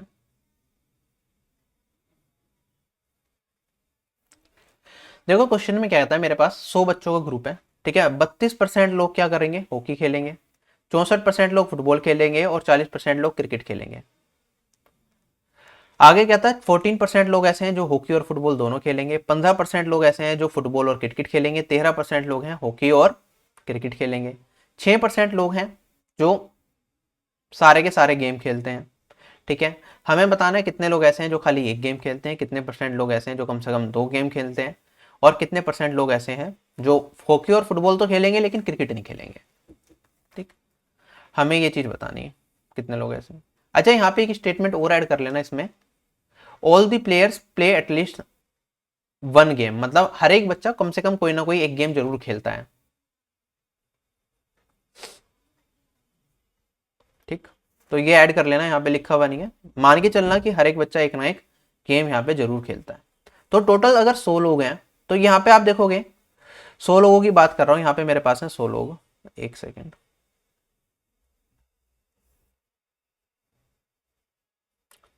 अब इसमें से 32% लोग हॉकी खेल रहे हैं, तो इस ब्लू वाले को मैं हॉकी मान लेता हूं। हॉकी खेलने वाले कितने लोग हो गए, 32%। 32% का मतलब 100 का 32% मतलब 32 बच्चे हो गए, मैं डायरेक्टली ले लेता हूं। अगर मैं बात कर रहा हूं यहाँ पे फुटबॉल खेलने वाले 64% लोग हैं, तो फुटबॉल खेलने वाले कितने लोग हो गए, 64 लोग हो गए। और क्रिकेट खेलने वाले 40%, तो क्रिकेट खेलने वाले मैंने 40 बच्चे मान लिए। ठीक है, सभी बच्चे कोई ना कोई गेम खेलते हैं, ये हमने ज्यूम करा इस क्वेश्चन के अंदर। ठीक है, मेंशन होना चाहिए था, ये स्टेटमेंट मिसिंग थी गलती से। ठीक है, तो सभी बच्चे कोई ना कोई गेम खेलते हैं, तो ये जो एक्स्ट्रा रीजन है ये क्या होगा, मेरे पास 0 होगा। ठीक है, ये पॉइंट मान के चलना, एक्स्ट्रा रीजन कुछ नहीं है। आगे बढ़ते हैं, क्वेश्चन में क्या कहता है मेरे पास, 40% प्ले हॉकी एंड फुटबॉल, 14% होंगे जो हॉकी और फुटबॉल खेलेंगे। तो ये कॉम्बिनेशन हॉकी और फुटबॉल का मैं इस डॉट से रिप्रेजेंट कर रहा हूं, ये कितने है मेरे पास, 14% है। आगे बढ़ते हैं, 15% फुटबॉल और क्रिकेट खेलेंगे, फुटबॉल और क्रिकेट खेलने वाले ये 15% लोग मैं यहां से देख रहा हूं। अच्छा, एक्चुअली में ये रीजन कौन सा होगा, जब मैं 15% की बात कर रहा हूं, ये वाला रीजन डिनोट कर रहा है, पर्पल और ग्रीन का कॉम्बिनेशन। और अगर मैं बात करता हूं यहां पे 13% लोग होंगे जो हॉकी और क्रिकेट खेलेंगे, ये हॉकी है मेरे पास, ये क्रिकेट है, 13% लोग, मतलब ब्लू और ग्रीन का कॉम्बिनेशन, ये कितने लोग हैं मेरे पास, 13%। ये किस रीजन की बात कर रहा हूं मैं, इस रीजन की। ठीक है, हाँ, 6% लोग ऐसे हैं जो तीनों के तीनों गेम खेलते हैं। अगर 6% की बात करूं, क्या वो ये वाला रीजन बताएगा जो तीनों के तीनों गेम खेल रहे हैं, ये बीचों बीच। ठीक है, ये रीजन है, इसमें तीनों के तीनों कलर आ रहे हैं, ये वो लोग हैं जो सारे के सारे गेम खेलेंगे। अब हम क्वेश्चन पे आते हैं, क्वेश्चन में हमसे क्या पूछा गया है। क्वेश्चन में कहता है कितने लोग ऐसे हैं जो कम से कम एक गेम खेलते हैं, कितने लोग ऐसे हैं जो एटलीस्ट 2 गेम्स खेलते हैं, कितने लोग ऐसे हैं जो क्रिकेट खेलते हैं, जो हॉकी खेलते हैं और फुटबॉल खेलते हैं लेकिन क्रिकेट नहीं खेलते। ठीक, अच्छा, क्या तीसरे क्वेश्चन का आंसर तो मैं डायरेक्टली कर सकता हूं। ठीक है, अगर मैं बात करूं यहां पे कितने लोग हैं जो हॉकी खेलेंगे फुटबॉल खेलेंगे लेकिन क्रिकेट नहीं खेलेंगे, तो हॉकी और फुटबॉल खेलने वाला रीजन तो मेरे पास ये है, ये वो लोग हैं जो हॉकी खेलेंगे और क्रिकेट खेलेंगे, कितना है, 14% दे रखा है। अगर मैं बात करूं इसमें से, अगर मैं वो लोग हटा दूं जो क्रिकेट भी खेलते हैं, क्रिकेट खेलने वाले 6 हैं, तो आप ये वाला रीजन का हो गया, ये हो जाएगा 14 - 6, और ये वैल्यू आ जाएगी मेरे पास 8। तो इसका तो आंसर आ गया मेरे पास 8 डायरेक्टली। ठीक है, बाकी क्वेश्चंस का आंसर निकालने के लिए मुझे मेहनत करनी पड़ेगी। चलो, अब ब्लू पेन से ही ले लेता हूं। अच्छा, अगर मैं बात करता हूं यहां पे, ये मेरे पास वो लोग थे जो हॉकी खेलते हैं और क्रिकेट खेलते हैं, इसमें 6 लोग ऐसे हैं जो हॉकी और क्रिकेट और फुटबॉल तीनों खेल रहे हैं। खाली हॉकी और क्रिकेट खेलने वाले कितने लोग होंगे मेरे पास, क्या मैं 13 में से 6 को घटा दूंगा तो वैल्यू कितनी आएगी मेरे पास, 7 आ जाएगी। अगर मैं बात करूं, खाली मैं उन लोगों की बात करूं जो फुटबॉल और क्रिकेट खेलते हैं, तो इसमें उन लोगों को हटा दूंगा मैं जो तीनों गेम्स खेलते हैं, तो मेरे पास वैल्यू कितनी आ जाएगी यहाँ पे, ये वैल्यू आ जाएगी 15 - 6, ये वैल्यू आ जाएगी मेरे पास 9। अच्छा, अगर मैं इंडिविजुअल की बात करूं, हमसे सेकंड क्वेश्चन में क्या था, how many children play at least 2 games, कम से कम 2 गेम खेलें। तो यहाँ पे मेरे पास क्या हो जाएगा, ये 7 हैं 2 गेम खेलने वाले कम से कम, यहाँ पे 8 हैं, यहाँ पे मेरे पास 6 हैं और यहाँ पे मेरे पास 9 है। ये वाला रीजन ही तो मुझे बता रहा है उन लोगों के बारे में जो कम से कम एक गेम से ज्यादा खेलते हैं, एटलीस्ट 2 गेम्स खेल रहे हैं या 2 से ज्यादा खेल रहे हैं।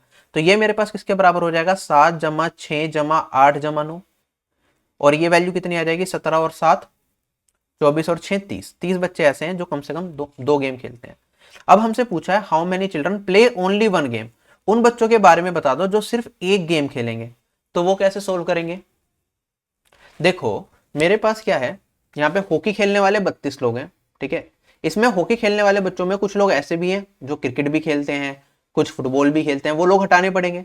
तो खाली हॉकी खेलने वाला रीजन तो मेरा यही होगा खाली, और ये रीजन निकालने के लिए मुझे क्या करना पड़ेगा, ये 32 है ना, 32 में से घटाना पड़ेगा किसे, 7 जमा 6 जमा 8, और ये वैल्यू कितनी आएगी आपके पास, 8 7 15 और 6 21, 21 को 132 में से घटा दूंगा तो वैल्यू कितनी बचेगी मेरे पास, 11। कैलकुलेशन मिस्टेक हो जाए तो माफ करना, बाकी देख लेना, वैसे गलती नहीं होनी चाहिए। फुटबॉल खेलने वाले 64 लोग हैं, 64 में से मुझे खाली वो बताना जो खाली फुटबॉल खेलेंगे, तो क्या ये रीजन बताएगा खाली फुटबॉल खेलने वाले बच्चों के बारे में। ये 64 में से घटा दूंगा, 8 6 14 और 9 23, 64 में से 23 को घटाया तो वैल्यू कितनी आ जाएगी मेरे पास, क्या 41 आ रही है।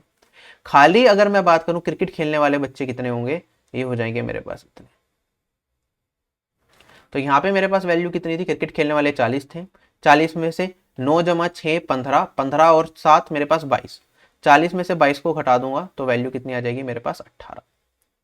तो कितने लोग ऐसे हो गए जो सिर्फ एक गेम खेलते हैं, 18 जमा 11 जमा 41। आंसर आ जाएगा मेरे पास 52 और 18 70। तो 70 लोग ऐसे हैं जो सिर्फ एक ही गेम को खेलना पसंद करते हैं। अच्छा, अगर ये 70 आप ना निकालना चाहते, क्या और तरीका भी था कि मैं डायरेक्टली बता देता कि इसका क्वेश्चन का आंसर 70 होगा, ठीक है। अभी तो मैंने मेहनत करके इसलिए बताया कि आपको कंसेप्ट सिखाने के, कुछ भी पूछ लें, हमसे पूछ लेता वो प्लेयर बता दो जो खाली हॉकी खेलते हैं तो हम निकाल लेते 11, खाली वो प्लेयर बता दो जो खाली फुटबॉल खेलते हैं वो 41 हो जाता, खाली वो प्लेयर बता दो जो खाली क्रिकेट खेलते हैं वो 18 हो जाता। अगर ये सारा निकालना पड़ता तो ऐसे करते हैं। क्या मैं इस क्वेश्चन का, पहले क्वेश्चन का कोई और तरीका भी मैं डायरेक्टली बता दूं। अच्छा, हमें पता है सारे स्टूडेंट कोई ना कोई गेम तो खेलते हैं। अच्छा, वो लोग भी बताएं मुझे जो 2 से ज्यादा गेम खेलेंगे, या तो 2 गेम खेलेंगे या 2 से ज्यादा गेम खेलेंगे, वो कितने हैं, 30। क्या मैं कह सकता हूं टोटल लोग अगर 100 हैं और उनमें से 2 या 2 से ज्यादा गेम खेलने वाले 30 लोग हैं, तो एक गेम खेलने वाले खाली लोग कितने बचेंगे, क्या ये 100 माइनस 30 ही होगा मेरे पास और ये 70 ही होगा। क्या डायरेक्टली आंसर आ सकता था ये वाला। क्लियर है ये पॉइंट, ठीक है। तो ध्यान देना है जब भी आप क्वेश्चन सोल्व कर रहे हैं, इन चीजों पे थोड़ा ध्यान रखो तो जल्दी आंसर आ जाएगा आपका, ठीक है, टाइम बच जाएगा और कुछ नहीं है। क्योंकि ये वाला रीजन आपको मिल चुका है, ध्यान से समझना, ये वाला रीजन मिल चुका है अलग से। आपको ये पूरा रीजन भी पता है कि पूरा रीजन क्या है, ये सारे करो में टोटल 100% है। आपको ये वाला रीजन भी पता है ये वाला रीजन क्या है, और ये ब्लू वाले टोटल रीजन में से आपको रेड वाला रीजन घटेगा तो आपके पास ये बीच वाला रीजन ही तो बचेगा खाली, ये और ये, इन तीनों का सम बताना था। तो कितना आ जाएगा, 70।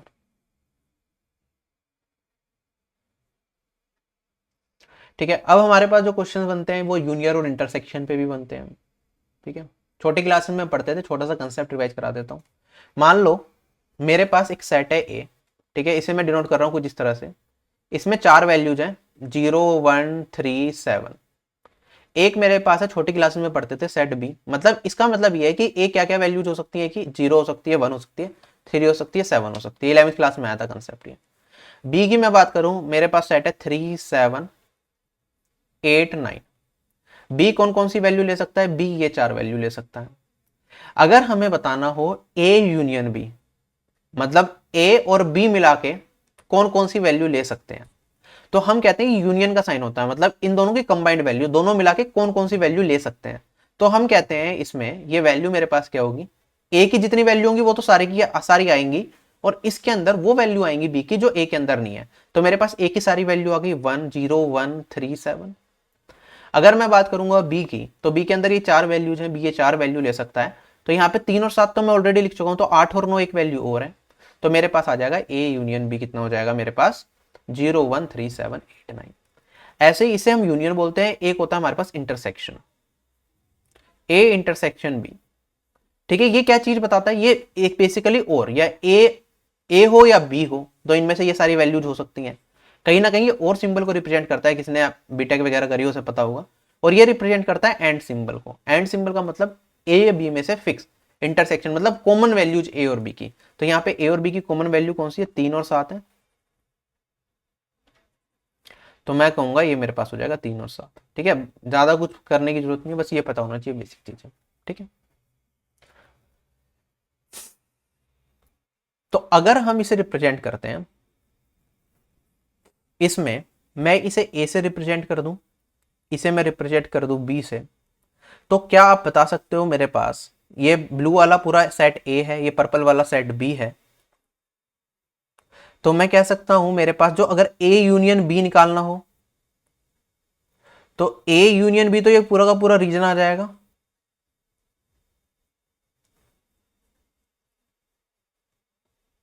जो रेड से मार्क करा है मैंने। और अगर मैं ए इंटरसेक्शन बी की बात करूं, वो एक छोटा सा हिस्सा होगा किसका, ए यूनियन बी का ही, वो वाला ही है।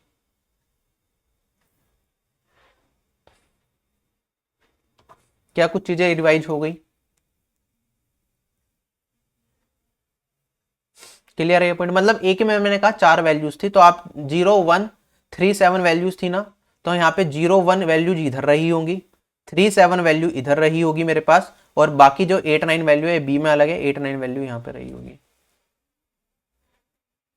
ठीक है, तो इस तरह से रिप्रेजेंट कर सकते हैं। ये यूनियन है मेरे पास, ये इंटीग्रेशन का साइन है। अच्छा, हमारे पास इसमें नंबर की फॉर्म में भी हम इसे रिप्रेजेंट करते हैं।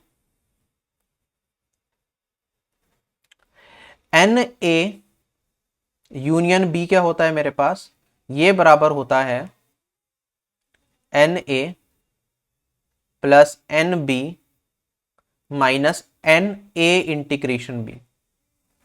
इसका मतलब सिर्फ इतना सा है, अगर मैं बात करता हूं ए यूनियन बी में कितनी वैल्यूज आएंगी, हमने देखा ए के अंदर कितनी वैल्यूज हैं, ए कितनी वैल्यूज ले सकता है, क्या ये 4 वैल्यूज ले सकता है। अगर मैं बात करूं बी की, बी कितनी वैल्यूज ले सकता है, एन बी, क्या ये मेरे पास यहाँ पे 4 वैल्यूज ले सकता है। अगर मैं ए यूनियन बी करता हूं, हमने देखा इसके अंदर 2 वैल्यूज कॉमन है, 2 वैल्यूज कॉमन है, तो एन ए यूनियन बी कितना होगा आपके पास, और एन ए इंटीग्रेशन बी। जो कॉमन वैल्यूज हैं, 2 वैल्यूज कॉमन है, तो एन ए इंटीग्रेशन बी कितना हो जाएगा मेरे पास, 2 हो जाएगा। और एन ए यूनियन बी आप डायरेक्टली निकालना चाहो तो आप कहोगे 4 + 4 - 2। ठीक है, n A plus n B minus n intersection B, ये आ जाएगा 6, इसके अंदर होगी 6 वैल्यूज। ठीक है, इस तरीके से भी रिप्रेजेंट कर सकते हैं। ठीक है, जैसे हम नंबर ऑफ स्टूडेंट्स वाला क्वेश्चन कर रहे थे कि यहाँ पे मेरे पास क्या होता है, 2 स्टूडेंट ऐसे होते हैं जो खाली ए गेम को खेलते हैं, 2 स्टूडेंट ऐसे होते हैं जो ए और बी दोनों गेम खेलेंगे, 2 स्टूडेंट ऐसे होंगे जो खाली बी गेम को खेलेंगे। इस तरह का क्वेश्चन बन सकता है। ठीक, अब इसमें 3 डिग्री वाला देखेंगे अभी।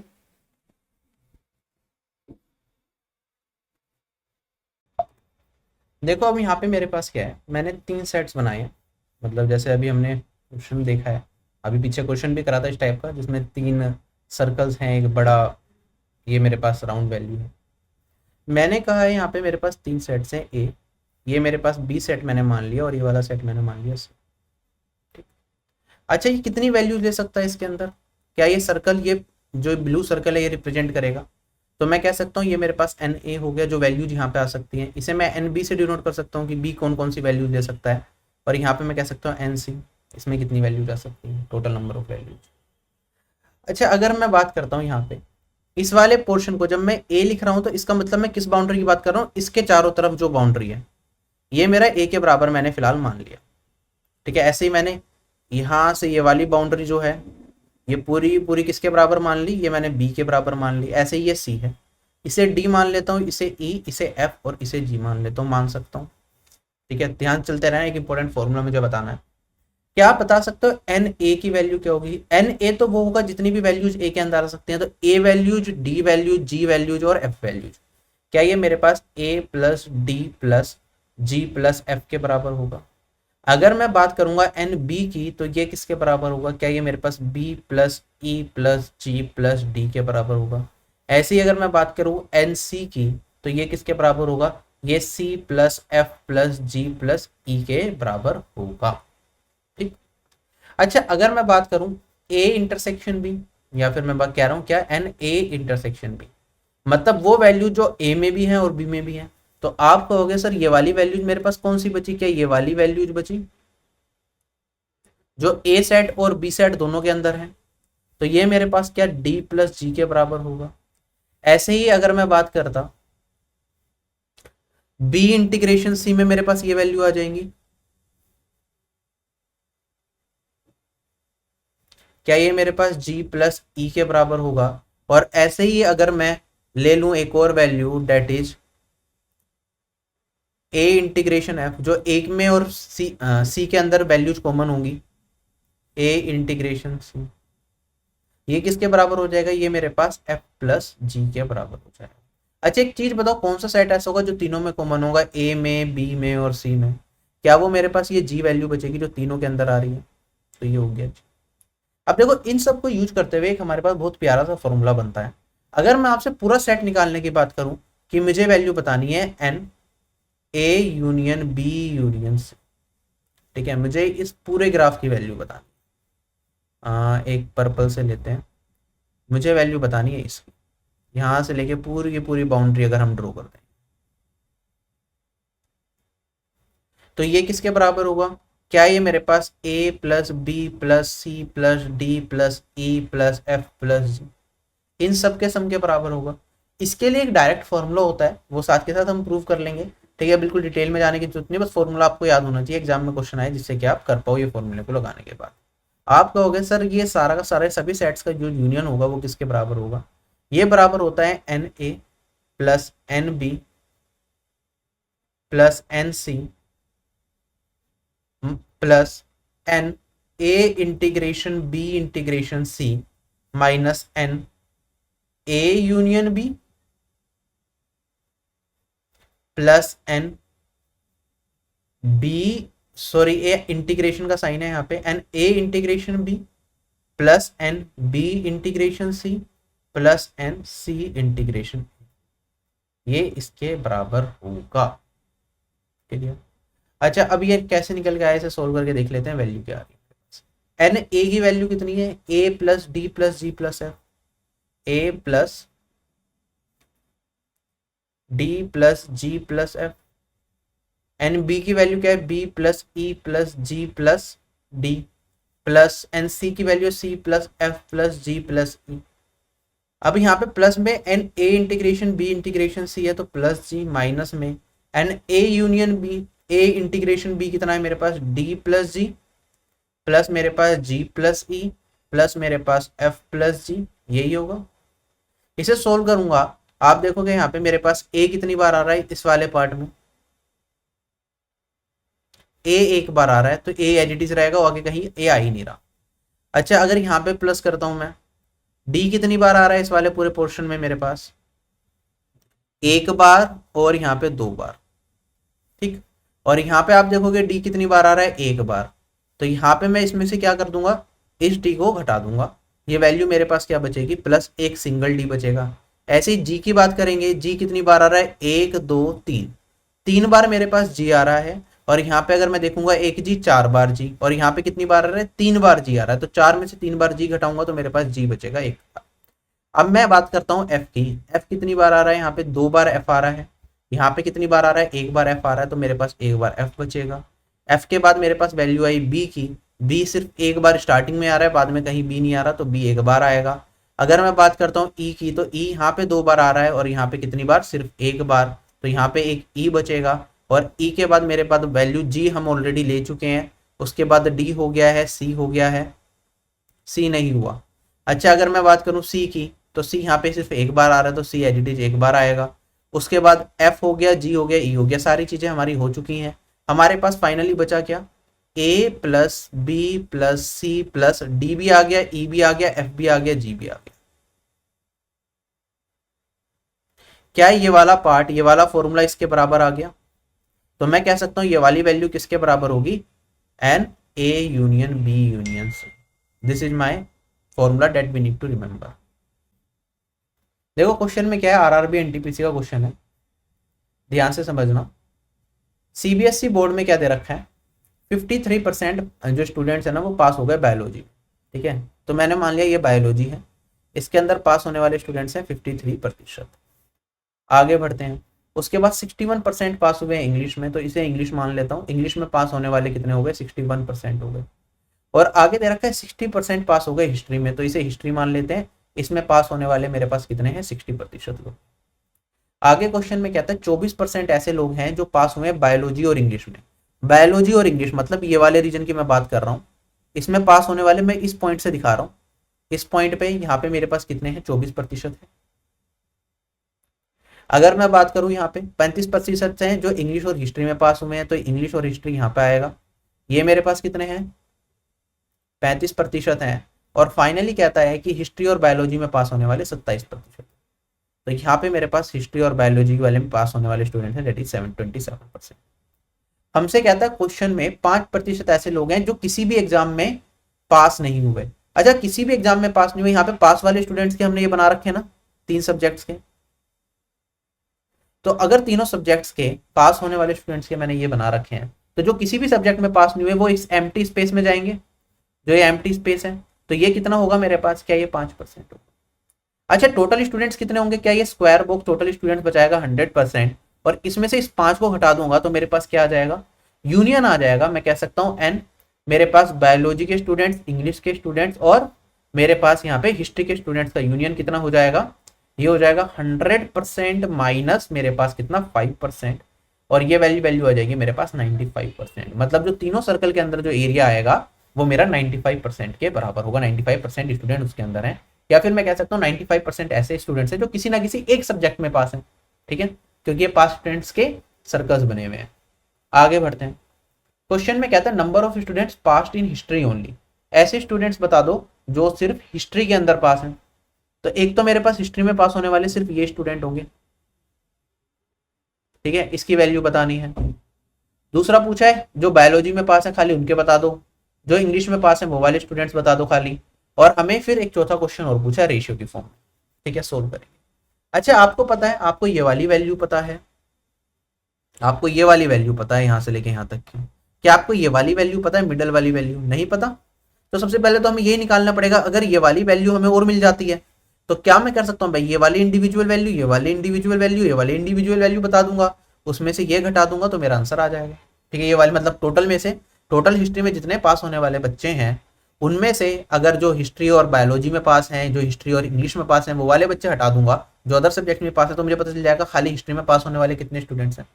तो मुझे क्या करना पड़ेगा, पहले वो स्टूडेंट्स निकालने पड़ेंगे जो तीनों सब्जेक्ट्स में पास हैं। देखो ये चीज समझने में थोड़ा टाइम लगता है, थोड़ा दिमाग आपको अपना लगाना पड़ेगा इस कंसेप्ट को समझने के लिए।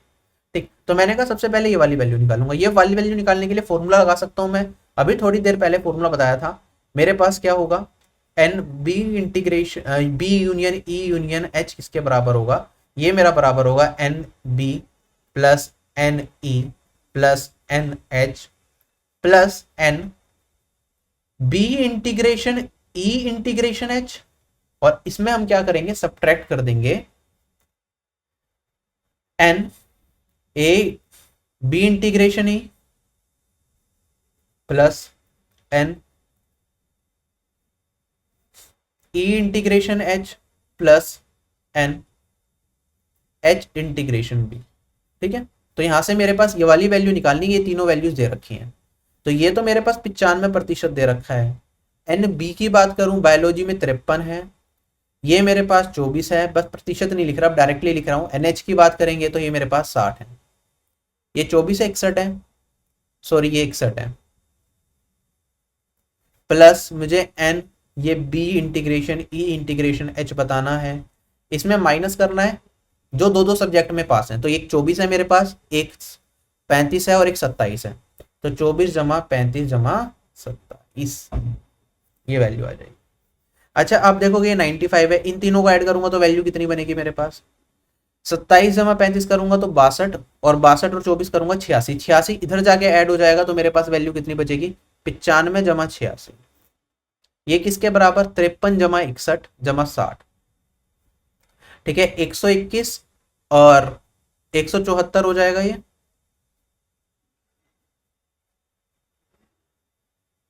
अब इसमें से घटाओ 95 और 81 को जोड़ूंगा तो 181 आएगा। 181 में से 174 घटाया तो मेरे पास 7, ये आ गया।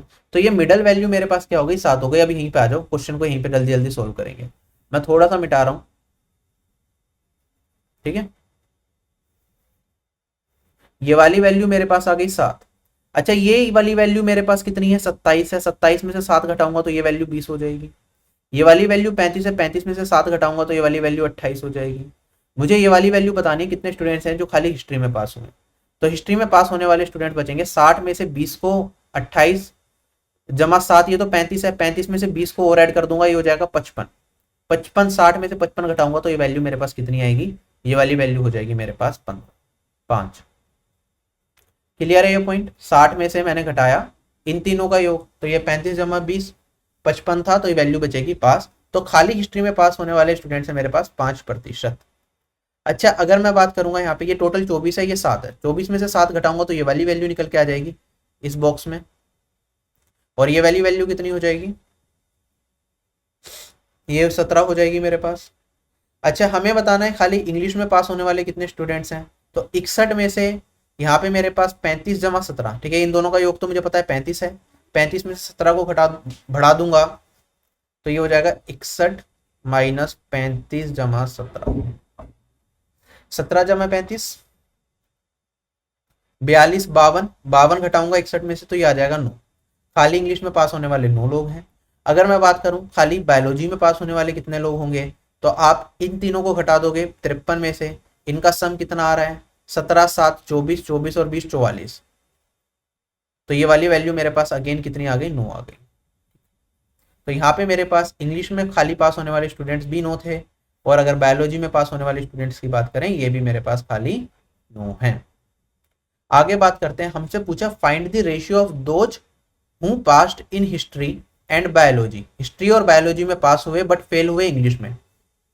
ये मेरे पास है हिस्ट्री, ये मेरे पास है बायोलॉजी। हिस्ट्री और बायोलॉजी में पास ये वाले लोग हो गए, लेकिन हमें वो लोग चाहिए जो क्या हुए, फेल हुए किसके अंदर, इंग्लिश के अंदर। तो इंग्लिश में फेल होने वाले ये 7 लोग हैं इनमें से। तो हिस्ट्री और बायोलॉजी में सिर्फ पास होने वाले और इंग्लिश में फेल होने वाले कितने लोग बचेंगे, 20 लोग बचेंगे। तो ये हो गया मेरा पहला 20। To the ratio to those who passed in history and English but failed in biology. ठीक है, हिस्ट्री और इंग्लिश में पास है लेकिन बायोलॉजी में फेल है। तो हिस्ट्री और इंग्लिश में पास होने वाले लोगों का कर्व क्या बता रहा है, थोड़ा सा मिटा रहा हूं मैं। यहाँ पे मेरे पास था 7, यहाँ पे मेरे पास था 28। तो हिस्ट्री और बायोलॉजी में पास होने वाले, सॉरी, हिस्ट्री और इंग्लिश में पास होने वाले लोग कितने हैं मेरे पास, 28 और 7 35 दे रखा था। लेकिन इसमें से वो लोग नहीं लेने जो बायोलॉजी में फेल है। बायोलॉजी में फेल है, ठीक है, तो ये तो बायोलॉजी में पास है 7 लोग, ये हटा दिए मैंने। तो ये सिर्फ मेरे पास 28 लोग बचेंगे जो हिस्ट्री और इंग्लिश में पास है लेकिन बायोलॉजी में फेल है। तो 20:28 सोल्व करूंगा, किससे कट जाएगा, 4 से कट जाएगा, ये आंसर आ जाएगा 5:7। ठीक, तो this is the most complicated question that can be asked from set theory, और इस तरह के क्वेश्चंस बन सकते हैं। बाकी मैंने सारे ही करा दिया आपको। फ्यूचर में कोई बैंकिंग एग्जाम दे रहे हो, किसी और एग्जाम की तैयारी कर रहे हो जिसमें अगर सेट थ्योरी आपका सिलेबस का पार्ट है या फिर वेन डायग्राम के क्वेश्चंस पूछे जा रहे हैं, आप सभी कर पाओगे अगर आपने आज की क्लास अच्छे से देख ली। तो इस वीडियो में सिर्फ इतना ही है, जल्दी मिलेंगे नई वीडियो में, तब तक के लिए bye bye, take care and जय हिंद।